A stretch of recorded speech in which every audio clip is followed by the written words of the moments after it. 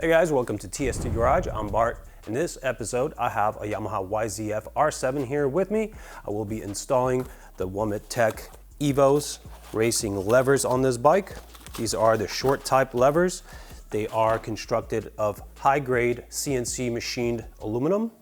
This is billet aluminum. It's been black anodized on the lever body and also the fulcrum. And then we have a dissimilar anodizing color on the adjuster. This is a standard set, as is available on our website, tstindustries.com. If you want to change up the colors a little bit, we do offer different adjuster colors, and we also have a separate video instructing how to change over from the stock color to any color of your choosing. You can look for that on tstindustries.com or our YouTube channel. Our levers come as a set of brake and clutch side. They are adjustable, as I said. They give you the ability to change the distance from the bar to the lever. And this particular version is short, so it'll prevent breakage or at least contribute to less likelihood of breakage in the event of a fall. And it's also ergonomically designed to fit better with 2, 3, or 1 finger actuation. I do have very large fingers, very large hands, so I typically like to keep these guys far away from the bar because that's where my fingers span. But for those guys and girls out there with smaller hands, you put it on the lowest setting, and that really enhances your ergonomics of your controls here. So now that you guys know the attributes and specs of these parts, I will now transition into the instructional portion of this video where I'll show you step by step how to install each side. We'll start with the clutch side because it is vastly easier, and I'm already on this side. The only required tool will be a 10 millimeter socket. The clutch perch here has a pivot bolt that is a carriage type bolt. It goes in through the top and it locks itself in place via interference geometry with the perch itself. On the bottom there is a 10 millimeter lock nut. We will engage our wrench with the lock nut and go ahead and crack it loose and take it all the way off. Now as we loosen the nut, this carriage bolt will tend to go up and out of its locating geometry. So at some point we will need to hold this guy down in its locking configuration and continue the removal of the nut from the bottom. Once the nut comes off, we could take the pivot bolt out. Now I will adjust down the tension of the cable here as far as it'll go. Now, the key to the removal of the cable from the perch and lever is to align the access slot on the adjustment nut here with the slot in the perch and the lever. If the adjuster goes all the way tight, bottomed out to the perch, and you're not aligned, you will need to back that off until it is aligned. Then I will grab the cable, pull up and away from the adjuster and then out of the slot. As the cable comes out, it is spring loaded here. It will want to spring the entire assembly out, so I will hold the lever as I bring it out of the perch, and let's get the cable out and lay it lightly against the fairing. Now here, we will need to scavenge this bushing. The pivot area has a bushing in it. We will be reusing that on the new lever. Fits right into this pivot hole, and this will have to go back in. Now, I did disassemble this from a very, very new bike, so you don't see a lot of grime here and you still see a lot of grease. I'm gonna go grab some new grease and a rag. I'm gonna clean this all up. On the older version, on the older model motorcycles that have been in service for a while, you will have grime here. You will not have a good amount of grease, so I always recommend re-greasing all of these surfaces and areas so that you have best possible action in your lever.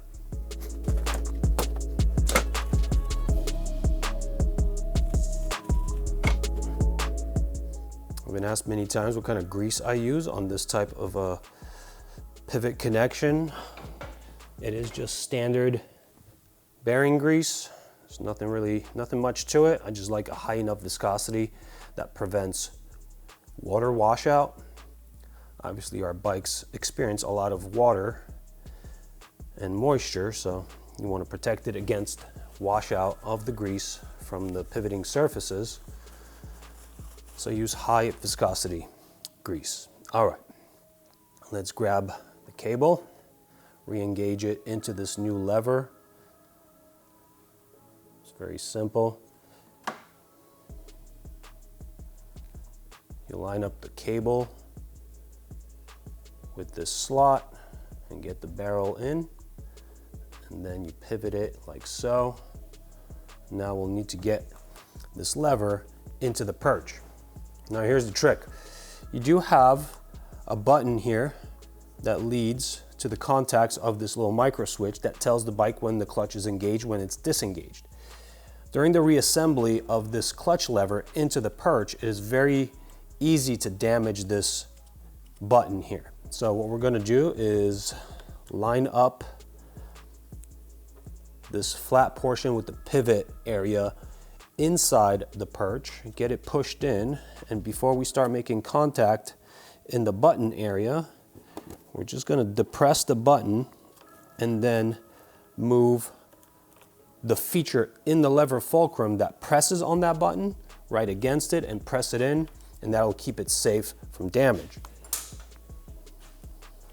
I'm going to drop the pivot bolt in here. I'm going to engage the nut onto that pivot bolt. All right, now that this is self-captive, I'm going to get my cable back into the barrel adjuster. Okay, let's go ahead and tighten down on that nut on the pivot bolt. I'm going to have to keep it in the locking slot from the top, otherwise it'll just free rotate.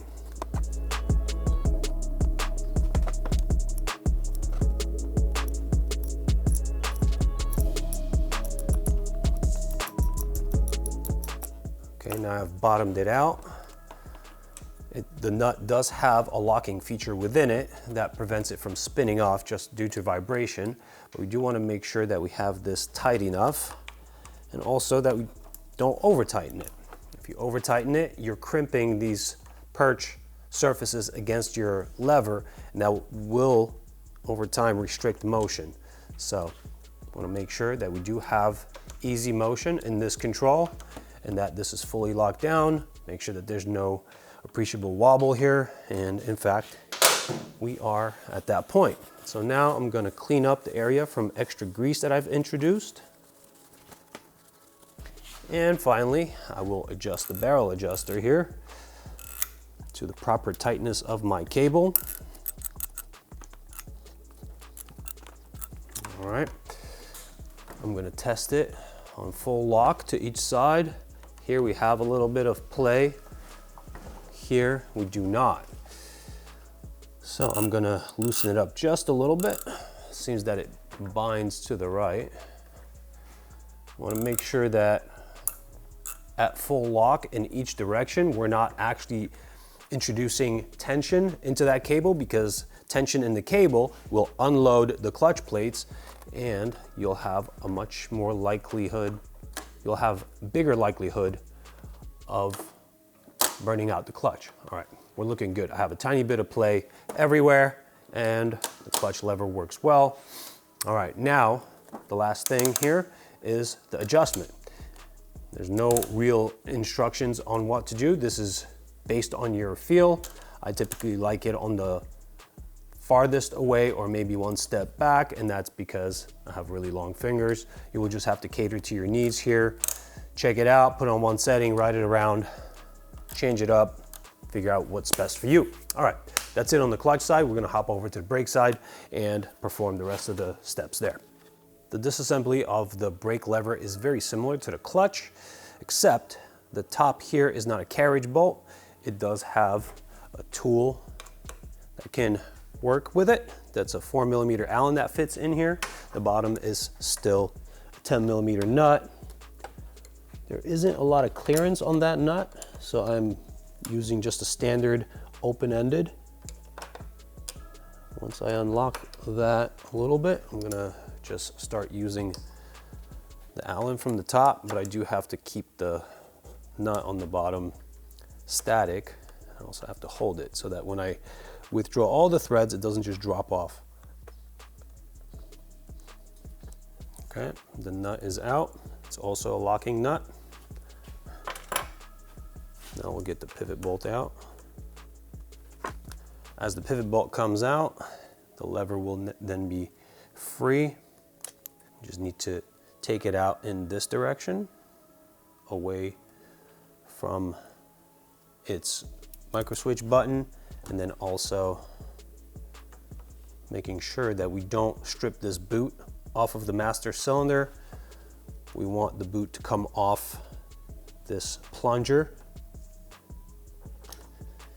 If you do just yank it off and this comes off from the master cylinder, you can easily press it back in, but I find it much more easier to just withdraw this plunger from this area and then just pop it back in on the reinstallation. Let's take this over to a bench. We're gonna have to break down some of these components into single pieces and then reuse some of the parts.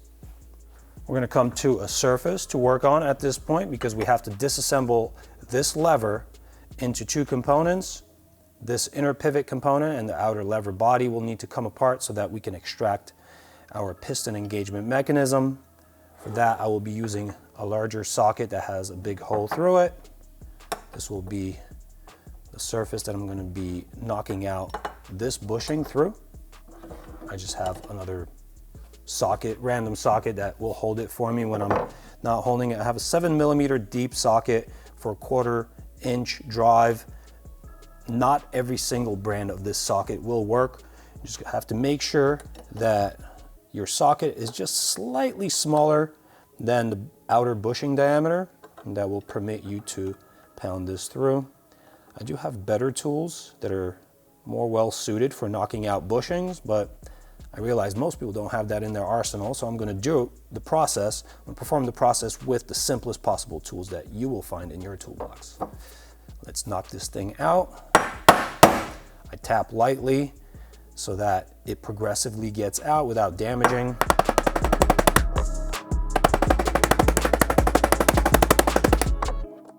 Okay, bushing's out. Now, as we take out the socket, these two pieces will separate.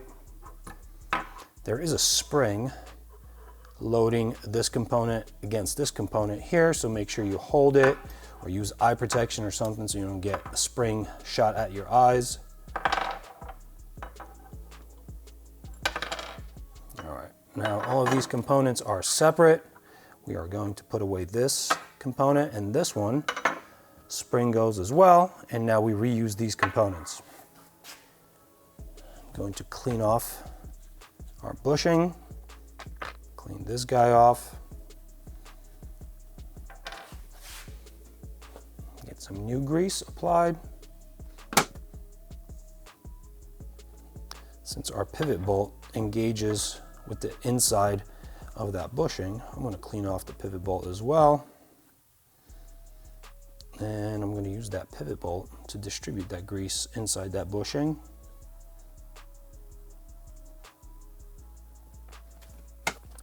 Get this guy greased up just a little bit. Just a little superficial grease. Make sure the surfaces are slidey and don't have a lot of friction. All right. Let's grab our lever here. The bushing will go in the main pivot hole,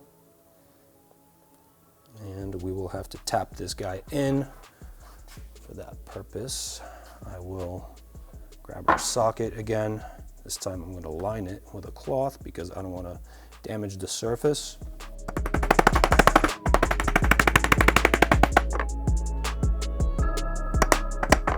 To make sure that the bushing actually is coplanar. The face of the bushing is coplanar with this face and also on this face. That feels good in here. Our piston engagement mechanism is going to fit into this slot when the lever is not mounted into the master cylinder. It does have a lot of play in it. Once it's mounted in there, it'll be nice and secure. Let's get that over to the bike and start the installation process.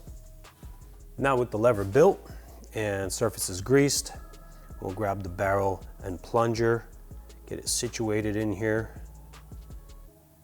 And the trick is to make it concentric. It does have a little bit of a wobble when the parts are disassembled from the master cylinder, but that'll all be taken up when we have it in there. Now we will start aligning all of these surfaces that have to mate together. Let's make sure that this lever arm here does not shear off the little micro switch that's behind there. And I will insert this plunger into the hole in this boot at the same time. And as we get everything into alignment, the boot will pop over its retaining area on the plunger, and now this is ready to be screwed together with the pivot bolt. And that'll take a little bit of manipulation because you do have to bring the circular surfaces on the lever and the master cylinder into alignment for the pivot bolt to just pop through. There we go. And as it pops through and bottoms out, the threads will align and we get this fastened down here. It is kind of a pain in the butt to get the nut on here with an open-ended wrench, so I will engage the nut early before that pivot bolt is all the way through. And then I will hold the nut and turn the pivot bolt. As the pivot bolt bottoms out, we're gonna tighten it. And then we'll tighten the nut.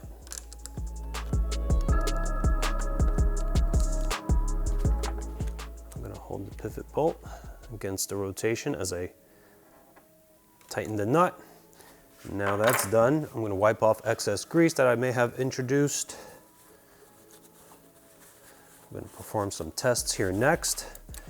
I'm going to make sure that there's not a lot of wobble. You do want a little bit of play, but not too much. This is very nice, and there should be a little bit of play here. Very nice. The brake does engage fully. At this point, the last remaining adjustment is for your best feel. So again, you will have to determine what's best for you. I tend to brake with one finger like this, so I will have it either on the farthest out or the second to last. But again, with smaller hands, that will be different, and this is why these are adjustable. All right, you guys, that's pretty much the whole install. Thank you for watching. I hope you enjoyed this presentation. I know I love these parts. I've used them on many different builds on race bikes and street bikes that I've built myself. And they really do look great. They add a very nice high-tech aspect to the look of the bike and also feel great.